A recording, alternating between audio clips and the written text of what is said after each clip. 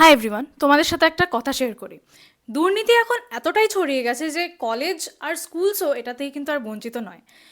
আমি রিসেন্টলি এক সপ্তাহ আগে একটা ডান্স কম্পিটিশন অ্যাটেন্ড করেছিলাম একটা খুবই রেপিউটেড কলেজের।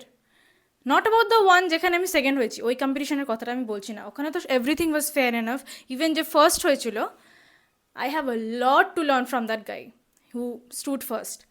এনিওয়ে, আরেকটা কম্পিটিশন যেটার কথা এখন আমি বলবো, তো it was held in a room, যেখানে কম্পিটিশনটা উইটনেস করতে পারছিল একমাত্র ওই জাজেসগুলো, আর যে অ্যাকম্পানিস্ট আমার সাথে গিয়েছিল, আর আমি, আর পারফর্মার। আর কেউ উইটনেস করতে পারছিল না। I don't think so this is how a dance competition should be held on.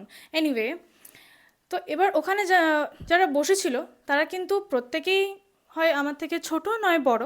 ওদের কোয়ালিফিকেশনস নিয়ে আমি কিছু বেশি বলতে ইচ্ছুক না, বা আমি জাজ করতেও চাই না। বাট আমার যেটা সব থেকে ফেটাল মনে হয়েছে অ্যাজ বিং আ জাজ, when you are sitting over there and someone is performing in front of you, you have no rights to watch phone. তো ওরা আমাকে ঠিকভাবে জাজই করেনি। ওকে, পরে যখন আমি রেজাল্টসগুলো জানতে পারলাম, তখন দেখলাম যে ওই কলেজেরই সব স্টুডেন্টরা সব পজিশনসগুলো পেয়েছে, and I was not even selected. And যারা পজিশনস পেয়েছে তাদের মধ্যে আমি কিছু জনের ডান্স দেখেছি, তারা এইখানে মুদ্রা ধরার জায়গায় এখানে ধরছিল। তাহলে এবার তোমরাই বুঝে নাও, ক্লাসিক্যাল ডান্সে কি এসব অ্যালাউড? অ্যালাউড কি মানে এসব কি মানে চোখেও দেখা যায় বা সহ্য করা যায়? মানে একটা জাজ যে ক্লাসিক্যাল জাজ করতে বসেছে, তারই কি ক্লাসিক্যালের সি সম্বন্ধেও কোনো আইডিয়া আছে? I don't think so.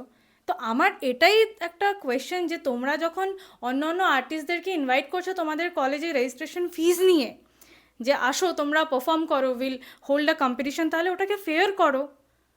এরকম কি যে সবাইকে ডেকে নিয়ে শুধু নিজের কলেজকে জিতিয়ে দিলাম, আরে বাহ!